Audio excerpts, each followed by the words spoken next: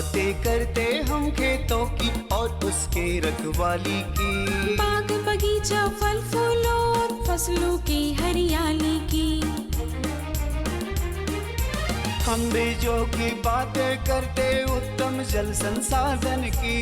हम तकनीकी बातें करते फसलों के उत्पादन की। हर किसान का सपना सच हो जीवन सुखद बनाने को। गाँव-गाँव के हर आंगन का प्यारा सा ये दर्शन। कृषि दर्शन, कृषि दर्शन, कृषि दर्शन, कृषि दर्शन, कृषि दर्शन, कृषि दर्शन, कृषि दर्शन, कृषि दर्शन। जिस तरह से छोटे छोटे पेड़ घने छाव करते हैं, ठीक उसी तरह से छोटे छोटे प्रयास जिंदगी में बहुत बड़ा बदलाव लाते हैं। नमस्कार, मैं शशिकला स्वागत करती हूं आपके अपने कार्यक्रम कृषि दर्शन में। किसान भाइयों, कार्यक्रम की शुरुआत हो चुकी है। आइए सबसे पहले देखते हैं कृषि समाचार। नमस्कार, कृषि समाचार में आपका स्वागत है। मैं हूं मृदुला। आइए देखते हैं आज कृषि समाचार में क्या है खास। टिकाऊ उत्पादन के लिए अपनाएं समेकित कृषि प्रणाली। मछली पालक आय में वृद्धि के लिए बतख चूजों का करें पालन। मिर्चा की खेती के लिए अनुशंसित प्रभेद में लगाएं आंध्र ज्योति। अब समाचार विस्तार से। किसान भाई सालों भर टिकाऊ उत्पादन और आय सुनिश्चित करने के लिए समेकित कृषि प्रणाली को अपनाएं। कृषि पद्धति में बागवानी, वानिकी, पशुपालन, मछली पालन, मुर्गी पालन, मशरूम उत्पादन को शामिल करें। समेकित मत्स्य पालन योजना अंतर्गत मछली पालकों की आय में बढ़ोतरी के लिए मछली के साथ बतख चूजों का पालन किए जाने का प्रावधान है। एक लाभुक का चयन अधिकतम 1 इकाई योजना के लिए ही होगा। इच्छुक मछली पालक 30 जुलाई तक जिला मत्स्य पदाधिकारी रांची के कार्यालय में जमा कर सकते हैं। किसान भाई, यदि आप टमाटर की खेती कर रहे हैं तो बरसात के मौसम में स्टेकिंग जरूर करें। इससे लत्तर वर्गीय टमाटर फसल को ऊपर बढ़ने में मदद मिलती है और पौधे मजबूत होते हैं। बरसात के मौसम में लत्तर वर्गीय टमाटर फसल की खेती स्टेकिंग विधि से करें। इससे पौधे मिट्टी के संपर्क में आने से बचता है और पौधे खराब नहीं होते हैं। साथ ही पौधे की अनावश्यक शाखाओं को काटकर हटा दें। इससे पौधे की बढ़वार में वृद्धि होती है। बारिश के समय जब भी किसान भाई अगर टमाटर लगाते हैं तो उनको स्टेकिंग करना बहुत ज़रूरी है। अगर लत्तर वर्गीय अगर टमाटर लगाए हैं तो उसमें क्या होता है कि अगर सपोर्ट नहीं देंगे तो उनका जो है टमाटर जो मिट्टी के संपर्क में आएगा वो गल जाएगा, ख़राब हो जाएगा। इसलिए स्टेकिंग करके उनको जो अनवांटेड जो शाखा है उसको काट देना चाहिए और शाखा को वो बांधते हुए वो सीधा पौधा को ऊपर ले जाना चाहिए। साथ ही साथ उसमें रोगग्रस्त शाखा है उसको भी काट करके हटाते रहना चाहिए। मिर्चा की खेती से अधिकाधिक उत्पादन लेने के लिए 1000 ग्राम बीज प्रति हेक्टेयर लगाएं। कतार से कतार की दूरी 50 सेंटीमीटर और पौधे से पौधा की दूरी 50 सेंटीमीटर रखें। बेहतर उत्पादन के लिए अनुशंसित प्रभेद में आंध्र ज्योति, पूसा, सदाबहार, NP46A, पूसा ज्वाला, KA2 लगाएं। मिर्चा की खेती के लिए अच्छी जल निकास वाली हल्की दोमट मिट्टी उपयुक्त है। रोपाई के समय गोबर खाद 250 क्विंटल, नेत्रजन 100 किलोग्राम, स्फूर 60 किलोग्राम, पोटाश 50 किलोग्राम प्रति हेक्टेयर खेत में मिलाएं। ध्यान रहे, बुआई के 1 माह बाद ही रोपाई करें। किसान भाई खेतों में बीज और खाद छिड़कने के लिए फर्टिलाइजर कम सीड ब्रॉडकास्टर नामक कृषि यंत्र का प्रयोग कर सकते हैं। इसकी कार्यक्षमता 2 एकड़ प्रतिदिन है। आज की विशेष जानकारी है गोभी फसल में अन्य शत्रु कीटों सहित हीरा पृष्ठक कीट के रोकथाम के बारे में। गोभी फसल में अन्य शत्रु कीटों सहित हीरा पृष्ठक कीट के रोकथाम के लिए 50 से 75 हजार अंडा परजीवी ट्राइकोडर्मा प्रति हेक्टेयर की दर से खेत में डालें। 7-7 दिनों के अंतराल पर ऐसा 3 से 4 बार कर सकते हैं। और अब एक नजर राज्य के 5 प्रमुख शहरों के मौसम के मिजाज। आज राज्य के 5 प्रमुख नगरों के अधिकतम और न्यूनतम तापमान कुछ इस प्रकार दर्ज किए गए। रांची का अधिकतम तापमान 31 डिग्री सेल्सियस और न्यूनतम 25 डिग्री सेल्सियस। जमशेदपुर का अधिकतम तापमान 32 डिग्री सेल्सियस और न्यूनतम 26 डिग्री सेल्सियस। मेदिनीनगर का अधिकतम तापमान 36 डिग्री सेल्सियस और न्यूनतम 27 डिग्री सेल्सियस। देवघर का अधिकतम तापमान 35 डिग्री सेल्सियस और न्यूनतम 26 डिग्री सेल्सियस। और धनबाद का अधिकतम तापमान 33 डिग्री सेल्सियस और न्यूनतम 26 डिग्री सेल्सियस रहा। कृषि समाचार में आज इतना ही। अगले दिन अगले अंक में फिर मुलाकात होगी कुछ ताजा तरीन खबरों के साथ। तब तक के लिए दीजिए इजाजत। नमस्कार, जोहार। अभी आपने देखा कृषि समाचार, मंडी भाव, साथ ही अगले 24 घंटे के अंदर मौसम के मिजाज को जाना। आइए यहाँ पे लेते एक छोटा सा विराम। बने रहिए आपके अपने कार्यक्रम कृषि दर्शन के साथ।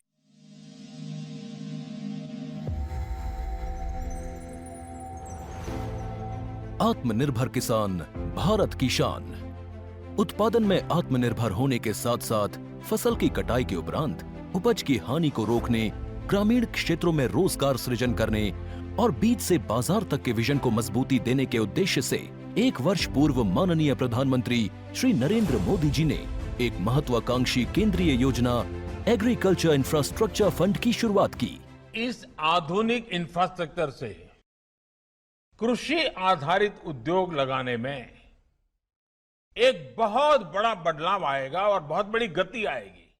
साथियों, अब हम उस स्थिति की तरफ बढ़ रहे हैं जहां गांव के कृषि उद्योगों से फूड आधारित उत्पाद शहर जाएंगे और यही तो आत्मनिर्भर भारत अभियान का संकल्प है।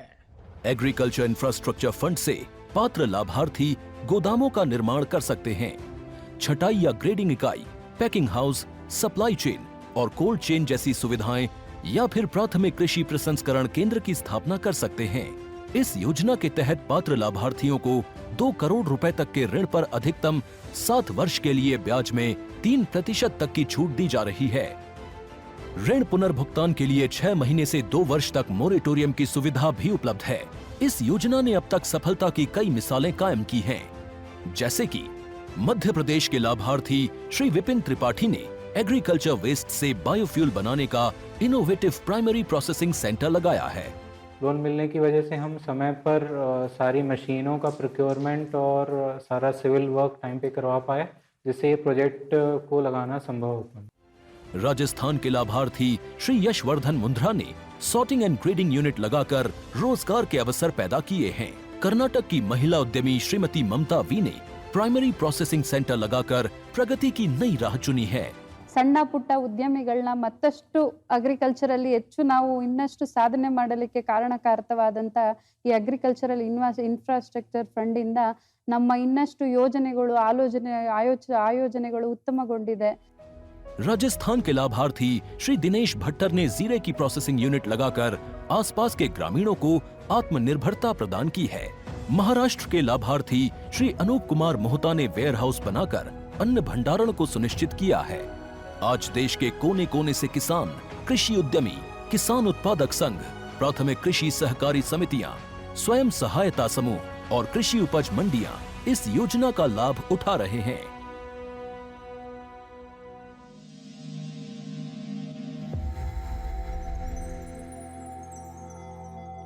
किसान भाइयों, तेलहनी फसलों की अगर बात कही जाए तो सरगुजा की खेती सबसे पहले आती है। जी हाँ, हमारे झारखंड में सरगुजा की खेती कर हमारे किसान काफी लाभ कमा रहे हैं। सरगुजा की खेती करने के लिए हमारे किसानों को किन किन बातों का ख्याल रखना चाहिए, किस मिट्टी में सरगुजा की खेती करनी चाहिए, इन सब बातों की जानकारी लेने के लिए आइए सीधे चलते हैं विशेषज्ञ के पास। आज हम लोग जानकारी हासिल कर रहे हैं सरगुजा की झारखंड में खेती की क्या संभावनाएं हैं और इससे किसान भाइयों को क्या क्या लाभ प्राप्त होंगे। इस विषय पर जानकारी हासिल दे रही हैं डॉक्टर सुप्रिया सुरीन, जो पौधा प्रजनन विभाग में कार्यरत हैं। मैडम, झारखंड में सरगुजा की क्या संभावनाएं हैं और इसको किस प्रकार से शुरुआती दौर से हम लोग किसान लोग किस प्रकार से खेती की शुरुआत करेंगे, किस प्रकार मिट्टी का चयन करेंगे? खरीफ मौसम में लगाया जाता है और यह एक द्वितीय फसल के रूप में लगाया जाता है। जैसे हम लोग अभी धान लगा रहे हैं, मक्का लगा रहे हैं, तो ये फसल उसके बाद जैसे मड़ुआ लगाते हैं और रागी लगाते हैं, गोंदली लगाते हैं, तो उसके बाद लगाया जाता है। अभी शुरू में नहीं लगाया जाता है। और यह फसल ज़्यादातर पहाड़ी इलाकों में और वेस्टलैंड में, जैसे कोई खेत ऐसे ही परती पड़ा हुआ है तो उसमें लगाया जा सकता है। और सरगुजा की खेती की बहुत ही संभावनाएं हैं झारखंड में। एक्चुअली में सरगुजा होता क्या है मैम? सरगुजा से क्या आम लोगों को फायदा होगा? हाँ, सरगुजा एक, अभी हम तुरंत बताएं कि सरगुजा एक तिलहनी फसल है, जो कि एक पारंपरिक तिलहनी फसल है। जैसे हम लोग अभी सरसों खाते हैं, पर हमारे पूर्वज सरगुजा का तेल ही उपयोग करते थे। पर अब लोग धीरे धीरे छोड़ रहे हैं, किसान भाई छोड़ रहे हैं। पर इसका भी एक महत्वपूर्ण जगह है तिलहनी फसल में। तो किसानों को मैं चाहूँगी कि किसान इसकी खेती करे और इससे बहुत लाभ है। हाँ। जी, तो इसमें अभी जैसे लगाना चाहेंगे किसान भाई, तो कौन कौन सा वैरायटी ज़्यादा उपयुक्त होगा किसानों के लिए? सरगुजा की हमारे विश्वविद्यालय से 4 अच्छी किस्में विकसित की गई हैं, जो कि है Birsa niger 1, Birsa niger 2, Birsa niger 3 और पूजा, जो कि झारखंड के लिए भी उपयुक्त है और झारखंड के साथ साथ दूसरे राज्यों के लिए भी उपयुक्त है। जिसमें बिरसा नाइजर 1 तो 10 साल पहले विकसित की गई है। उसके बाद 2008 और 9 में बिरसा नाइजर 3 और पूजा विकसित की गई हैं। और ये किस्में बहुत ही अच्छी हैं। इसका उत्पादन लगभग 7 से 8 क्विंटल तक होता है और तेल की मात्रा लगभग वही 38 से 40% तक। किसान भाई जब खेत की तैयारी करते हैं तो उस समय क्या करेंगे, कैसे खेत की तैयारी करेंगे और सरगुजा लगाने का क्या उसका प्रोसेस होगा, किस प्रकार से सरगुजा लगाएंगे? हमारे किसान भाई ज़्यादातर इसको पहाड़ी क्षेत्र में लगाते हैं, जिसको हम चाहे टाड़ भूमि बोलते हैं, उसमें लगाते हैं। तो यहाँ के किसान भाई ज़्यादातर इसको सबसे लास्ट में लगाते हैं और किसी तरह लगा देते हैं। तो मैं चाहूँगी किसान भाइयों से कि इसको थोड़ा सा मेहनत से लगाएं। ये 2 या 3 बार जुताई करें खेत का, उसके बाद पाटा चला दे। और यहाँ के किसान भाई ज़्यादातर इसको बुनते हैं, मैंने तो रोपते हैं? नहीं बुनते हैं, मैंने अच्छा, छीटा विधि। छीटा मारते हैं। तो मैं चाहूँगी कि इसको लाइन से लगाएं, जैसे हम लोग का यहाँ बताया जाता है, उन्नत तकनीक में है कि इसको लाइन से लगाया जाए। क्या उसका दूरी होना चाहिए? जैसे सरगुजा लगाएंगे लाइन से, तो इसको कितना लाइन दूरी से होना चाहिए? कतारों से कतारों के बीच की दूरी होती है 30 सेंटीमीटर और पौधों से पौधों की दूरी 10 से 15। तो पौधों से पौधों की दूरी तो हो नहीं सकता, किसान भाई उतना मैनेज नहीं कर पाएंगे। कम से कम कतारों से कतारों के बीच की दूरी वो मेंटेन करे तो अच्छा रहेगा। और एक बात है इसमें बुआई में कि वो ऐसे ही छींटते हैं, तो इसका जो बीज होता है वो बहुत छोटा होता है, इससे कि वो ज़्यादा गिर जाता है। तो किसान भाई को चाहूँगी कि वो उसमें बालू लगा कर छींटे। बालू मिला कर करते हैं कि वो थोड़ा सा कम घना गिरेगा, और ऐसे छींटते हैं तो बहुत ज़्यादा घना गिर जाता है, जिससे पौधों की दूरी एकदम सट जाती है और उत्पादन बहुत कम होता है, पौधे विकसित नहीं होते हैं। तो मान लीजिए कि पौधे से पौधे की दूरी कम गई, तो क्या उसका प्रोसेस है कि उसको निकाल भी सकते हैं? हाँ, तो अगर ज़्यादा बीज गिर गया है, किसान भाई छीटा विधि जनरली छीटा विधि से करते हैं, तो ऐसे बालू मिला कर करेंगे तो वो थोड़ा सा मेंटेन हो जाएगा पौधे से पौधे की दूरी। अगर ज़्यादा गिर गया है तो उसमें वे लोग, जिसको हम लोग अभी थिनिंग करते हैं, तो वो कर सकते हैं। तो चूँकि अभी बरसात का मौसम है और इस समय उर्वरक की भी आवश्यकता होती है, तो कौन कौन से उर्वरक और कितनी मात्रा में देंगे या कब कब देंगे? हाँ, सरगुजा में ज़्यादातर यहाँ के किसान रासायनिक खाद का उपयोग एकदम नहीं के बराबर करते हैं। तो मैं चाहूँगी कि वो रासायनिक खाद का भी उपयोग करें, जिसमें है कि यूरिया है, SSP है और MOP है। तो उसमें यूरिया का लगभग 45 kg प्रति हेक्टेयर की दर से लगाएं और SSP है 130 kg पर हेक्टेयर, और इसी तरह है 80 kg MOP है। पर यूरिया का मात्रा हम लोग पहले तो सोइंग के समय, बीज डालने के समय किसान भाइयों से चाहूँ कि वो आधा ही मात्रा लगाएं। जैसे 45 kg है तो 20 kg लगाएं, और पौधे जब 20 से 25 सेंटीमीटर के हो जाते हैं, मैंने 1 महीना के बाद, तब उसको छीटा विधि मैंने ऊपर से छिड़काव करें थोड़ा। हाँ, सरगुजा लगाने का उचित समय कौन सा होता है? क्या अभी लगाएंगे या कि कौन से मौसम में लगाते हैं, कब लगाते हैं? जी, ऐसे ज़्यादातर झारखंड में बारिश के बाद ही इसे, बारिश में 15 अगस्त के बाद ही लगाया जाता है। 15 अगस्त के बाद। हाँ, जैसे पर जैसे अभी बारिश अभी कम हो रही है तो किसान भाई इसको लगा सकते हैं। और ये ज़्यादातर टाँड़ क्षेत्र में होता है, और झारखंड में टाँड़ क्षेत्र में लगाकर गोड़ा धान लगाते हैं। तो कुछ किसान अभी लगाए भी हैं तो उसको पानी नहीं मिल रहा है। तो ऐसी स्थिति में अगर धान अगर मर भी जाता है, चाहे वो होता नहीं है ठीक से, तो किसान भाई 15 दिन में उसे फिर से जोत करके सरगुजा लगा सकते हैं। मतलब कि अगर धान नहीं हो रहा है तो वैसी स्थिति में सरगुजा का खेती की जा सकती है और उससे मुनाफा प्राप्त कर सकते हैं, है ना। इसका सरगुजा जो लगाते हैं हमारे किसान भाई, तो कितने दिन इंतजार करना पड़ेगा कि सरगुजा से उनको फायदा हो सके? जी, किसान भाई सरगुजा के लिए 15, अभी मैं बताई कि 15 अगस्त के बाद 15 अगस्त के बाद लगाते हैं। मैम, सरगुजा जो लगा रहे हैं तो इसका फसल चक्र कितने दिन का होता है, और ये कितना इससे किसान भाई को फायदा होगा? जी, एक सरगुजा की फसल लगभग 95 से 100 दिन में तैयार हो जाती है, जो कि एक शॉर्ट पीरियड ही कहा जाता है, 3 महीने का। और इससे है किसान भाई अगर अच्छा से अगर वैज्ञानिक तरीके से लगाए तो 6 से 7 क्विंटल प्रति हेक्टेयर उपज ले सकते हैं। जी, तो मैं बताई कि जैसे बिरसा नाइजर 1, बिरसा नाइजर 2 जो यहाँ विश्वविद्यालय से विकसित की गए हैं, उसमें 6 से 7 क्विंटल प्रति हेक्टेयर किसान भाई ले सकते हैं, फायदा ले सकते हैं। जी, किसान भाइयों को हमारी मैम ने अच्छी जानकारियाँ दी कि सरगुजा की खेती किस प्रकार से की जाए और किसान भाई इससे कितना मुनाफा प्राप्त कर सकते हैं। आप यहाँ आए, इसके लिए हम बहुत बहुत धन्यवाद मैम। किसान भाइयों, अभी वक्त है धान की खेती का। हमारे सारे किसान भाई अपने अपने खेतों में धान की खेती करने के लिए काफ़ी ज़ोर शोर से जुट गए हैं, खेतों की तैयारियां कर रहे हैं। जी हाँ, धान की बुआई पूर्व उर्वरक प्रबंधन हमारे किसान भाई किस प्रकार करें जिससे हमारे किसानों की धान की खेती बहुत अच्छी हो सके, जानने के लिए चलिए सीधे चलते हैं विशेषज्ञ के पास। किसान भाइयों, आप धान लगाने की तैयारी में होंगे, बिचड़ा भी आपने डाल दिया होगा, लेकिन आपके खेतों में किस तरह का उर्वरक प्रबंधन होना चाहिए या जो मिट्टी है उसका प्रबंधन होना चाहिए, यह भी काफ़ी ज़रूरी है आपके उत्पादन को बरकरार रखने के लिए। और इस महत्वपूर्ण विषय पे आज हम बात करेंगे, और इस पर बात करने के लिए हमारे साथ उपलब्ध है विशेषज्ञ डॉक्टर नीरज कुमार वैश्य जी। सर, आपका कार्यक्रम में स्वागत है। हाँ सर, जोहार। नीरज जी, आपसे ये जानना चाहेंगे कि अभी तो किसान भाइयों ने धान का बिचड़ा खेतों में डाल भी दिया है, अब वो लगाने की भी तैयारी में है जी। तो लगाने के पूर्व धान का जो पौधा है उसको लगाने के पूर्व मिट्टी और उर्वरक दोनों का प्रबंधन कैसे करें कि उनका उत्पादन जो है वो सही रहे? जी, जैसा कि आज अभी खरीफ मौसम का सीज़न चल रहा है, इसमें अपने झारखंड में मुख्य रूप से किसान भाइयों के लिए मुख्य रूप से 3 तरह की खेती होती है। एक ऊपरवार ज़मीन जिसको टाण धान की खेती कहते हैं, दूसरा मध्यम ज़मीन में धान की खेती होती है, और तीसरा दोन खेती होती है धान की।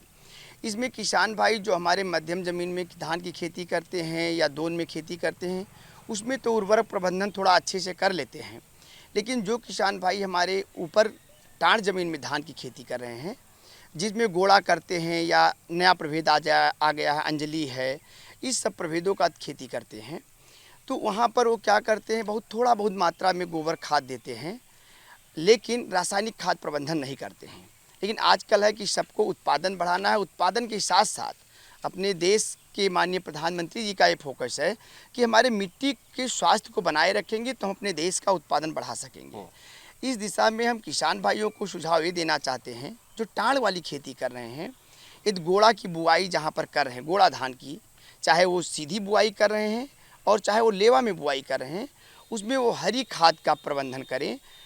अपने यहाँ पे पानी की कमी होने के नाते हरी खाद का प्रबंधन वो नहीं कर सकते हैं, जो हरी खाद के नाम से था। हरी खाद का तात्पर्य क्या समझे किसान भाई? हरी खाद का तात्पर्य होता है, जैसे हमारे जो दलहनी फसल होते हैं, दाल वाली फसल होती है, जैसे अपने यहाँ पे लोग सनई की खेती करते हैं, लगाते हैं, सब्जी का खाने के लिए उसका फूल का प्रयोग करते हैं। सनई का बीज हो गया, ढैंचा होता है, ढैंचा का बीज है, ढैंचा के बीज के साथ साथ यदि जो हमारे किसान भाई रोड के किनारे चाकोड़ का भी बीज पाया जाता है, उस बीज को लाएं और अपने खेत में 1 एकड़ में 10 केजी से लेके 12 केजी तक का बीज का बुआई करें। बुआई करने के बाद जब 30 से 35 दिन की फसल हो जाए तो उसको हरी फसल को एक खेत में जुताई करके मिट्टी में मिला देते हैं, सड़ जाता है तो वो हरी खाद होता है। लेकिन अपने यहाँ झारखंड में वर्षा आश्रित खेती होती है, किसान भाई हरी खाद का अच्छे से प्रबंधन नहीं कर पाते हैं। उस दिशा में वैज्ञानिकों के द्वारा ये निकाला गया कि हरी खाद का नाम बदल के भूरी खाद का प्रबंधन करें। भूरी खाद क्या है कि हमारे किसान भाई जहाँ पर धान की खेती कर रहे हैं, बूना खेती कर रहे हैं, लेवा खेती कर रहे हैं, वैसे बीज के साथ ही वहाँ पर 1 एकड़ के लिए 10 से 12 किलो बीज को मिला करके खेत में बुआई कर दें। बुआई करने के बाद जब 30-35 दिन की फसल हो जाए तो उसमें 2,4-D खरपतवार नाशक दवा आती है, उसका छिड़काव कर देंगे। तो जो हमारी हरी खाद वाली फसल को जो हम बुआई किए थे वो धीरे धीरे क्या होगा, पीली होकर के भूरी होकर के सड़ के मिट्टी में गिर जाएगी। तो एक बार खेत में जो हमारे किसान को लागत लगा जुताई में, बुआई में, गुड़ाई में, उसी लागत में उनकी मिट्टी की उर्वरा शक्ति बढ़ जाएगी, क्योंकि वो पौधे हमारे वहाँ पे सड़ के मिट्टी में मिलेंगे। तो हमारे यहाँ पे ऑर्गेनिक कार्बन की खास करके टाण मिट्टी में बहुत कमी है। तो उससे ऑर्गेनिक कार्बन जब बढ़ेगा तो मिट्टी का उर्वरता बढ़ेगी, जिससे हमारे किसान भाई उसका फायदा ले सकेंगे, उत्पादन उनका बढ़ेगा। अच्छा नीरज जी, झारखंड में एक बड़ी समस्या ये भी है कि यहाँ पे जिस तरह की टोपोग्राफी है, जैसे अभी हम जहाँ खड़े हैं वहाँ भी देख रहे हैं कि कुछ ज़मीन जो है ऊपर है, कुछ नीचे है। जी जी। तो टॉप सॉइल बहने की भी बहुत बड़ी समस्या है। तो वो जो उपजाऊ पार्ट है ऊपर का, उसको किसान भाई कैसे अपने खेतों में रोके, जो क्षरण है? जी, इसी के लिए हम आपको अभी बताए कि हमारे किसान भाई हरी खाद का प्रबंधन करते, भूरी खाद का प्रबंधन करते हैं। तब जब हमारे मिट्टी में ऑर्गेनिक मैटर बढ़ता है तो मिट्टी का वाटर होल्डिंग कैपेसिटी, जिसमें पानी रोकने की क्षमता बढ़ जाती है, तो उससे हमारा मिट्टी का कटाव कम होगा। साथ ही साथ है शुरुआती दौर में जब हमारे किसान भाई उसमें दलहनी फसल को मिलाते हैं, वो चौड़ी पत्ती वाले रहते हैं और फसल के साथ लगता है, तो पानी का उस पर ज़्यादा प्रभाव नहीं पड़ता है और मिट्टी कटाव रुकता है। यदि उसके बाद भी यदि मिट्टी का हमारा बहाव हुआ तो हम टॉप सॉइल पे ऑर्गेनिक मैटर को बढ़ा दिए हैं। वो हमारा ऑर्गेनिक मैटर मध्यम ज़मीन में जाएगा और दोन में जाएगा, जिससे ऊपर से लेकर नीचे तक की सॉइल की फर्टिलिटी बढ़ेगी। मेड़बंदी भी बात की जाती है कि जो बरसात के बाद जिसमें धान की फसल लगानी है, उसकी मेड़बंदी भी जो है वो अच्छी कर लें। जी, तो किसान भाइयों को ये सबसे बड़ा महत्वपूर्ण बात है कि जो हमारी धान की खेती होती है उसमें पानी का बहुत बड़ा महत्व है। पानी नहीं तो उत्पादन अच्छा नहीं मिल सकता है।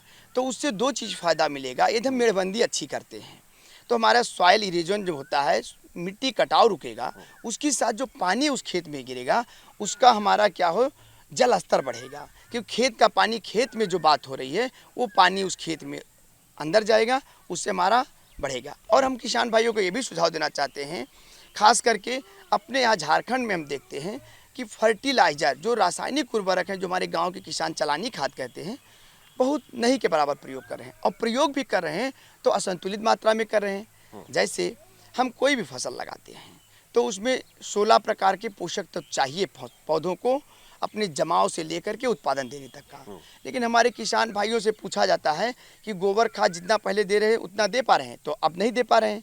तो उसके लिए हमारा जो गोबर खाद है उसका इन्रिचमेंट करें, उसको ज़्यादा पोषक तत्वयुक्त बनाएं, सड़ाने की प्रक्रिया उसको अच्छे करें। उसके साथ साथ चलानी खाद, जिसको रासायनिक खाद हम लोग बोलते हैं, उसका प्रबंधन कर रहे हैं। तो उसमें हमारे किसान भाई DAP साथ साथ यूरिया और पोटास का भी प्रबंधन करें। हमारे किसान भाई क्या करते हैं, DAP यूरिया तो दे देते हैं, नाइट्रोजन और फास्फोरस, लेकिन जो जड़ हमारी फसल की बनाती है अच्छी ग्रोथ, उससे पोषक तत्व लेते हैं, जिसके लिए मुख्य रूप काम करता है पोटास।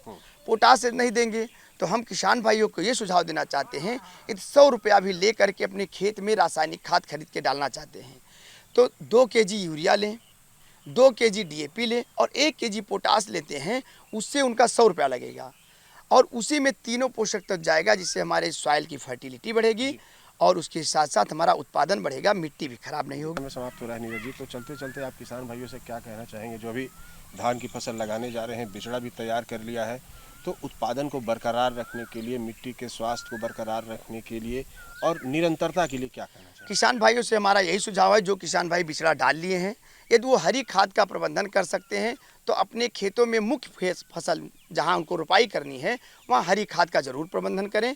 उसके साथ साथ वहां पर हरी खाद प्रबंधन के साथ साथ यदि जहां पर उनको हरी खाद प्रबंधन करने की व्यवस्था नहीं है, जहां पानी की व्यवस्था नहीं है, वहां पे वो भूरी खाद का प्रबंधन करें, जिसमें उनको एक ही जुताई के साथ मुख्य फसल के साथ भूरी खाद का भी प्रबंधन हो जाएगा, मिट्टी की उर्वरा शक्ति बढ़ेगी और हमारा उत्पादन बढ़ेगा। तो किसान भाइयों, देखा आपने कि किस तरह से हमारे विशेषज्ञ ने बताया है कि जो आप धान की फसल लगाने वाले हैं तो लगाने के पूर्व अपने खेतों में किस तरह से उसका जो स्वास्थ्य है, उसका जो उर्वरा शक्ति है, उसका प्रबंधन करें, जिससे कि आपका उत्पादन जो है वो बेहतर हो। सर, आप हमारे कार्यक्रम में आए, हमारे किसान भाइयों से जुड़े और इतनी अच्छी और महत्वपूर्ण जानकारी दी, इसके लिए आपका बहुत बहुत धन्यवाद। और किसान भाइयों, आपका भी हमारे साथ जुड़े रहने के लिए बहुत बहुत धन्यवाद। किसान भाइयों, ये थी हमारी आज की जानकारी। हमारी जानकारी आपको कैसी लगी, आप हमें हमारे इस पते पर लिख सकते हैं। जल्दी से कागज कलम उठाइए और हमारा पता नोट कर लीजिए।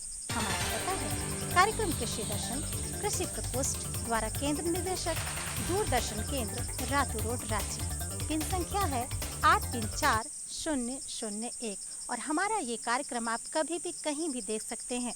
अपना मोबाइल निकालना है, YouTube में सर्च करना है कृषि दर्शन रांची और हर दिन का एपिसोड आपके सामने होगा। अब हमें और हमारी पूरी टीम को यहीं पे दीजिए इजाज़त। नमस्कार, जोहार।